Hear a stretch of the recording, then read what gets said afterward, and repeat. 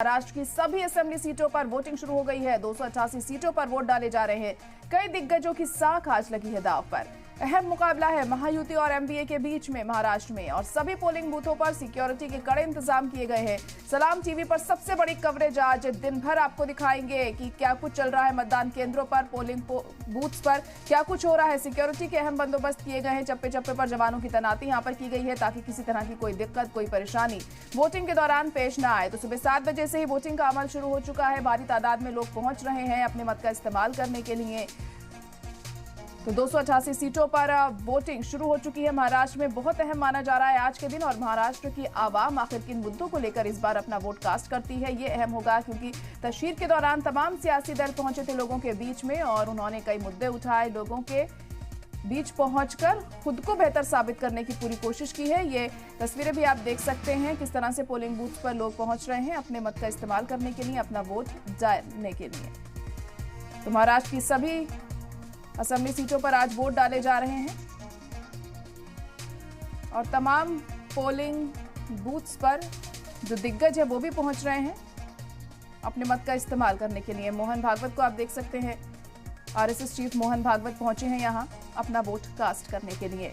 और जैसे जैसे वक्त बीतेगा और भी तमाम दिग्गज आएंगे, वो अपना वोट डालेंगे। और जो आवाम है उसमें भी खासा उत्साह आज बना हुआ है महाराष्ट्र की, क्योंकि आज वो दिन है जब वो अपनी सरकार चुनेंगे। सत्ता पर कौन काबिज होगा ये तय करेंगे, और 23 तारीख को नतीजे सामने आएंगे, तब पता चलेगा कि आखिर किसकी जीत हुई है। लेकिन फिलहाल ये तस्वीरें आपको दिखा रहे हैं पोलिंग बूथ पर, जहां खासी तादाद में लोग पहुंच रहे हैं अपने मत का इस्तेमाल करने के लिए, अपना वोट डालने के लिए। सिक्योरिटी के भी पुख्ता इंतजाम यहां पर किए गए हैं ताकि किसी तरह की कोई गड़बड़ी, कोई दिक्कत इस दौरान पेश ना आए।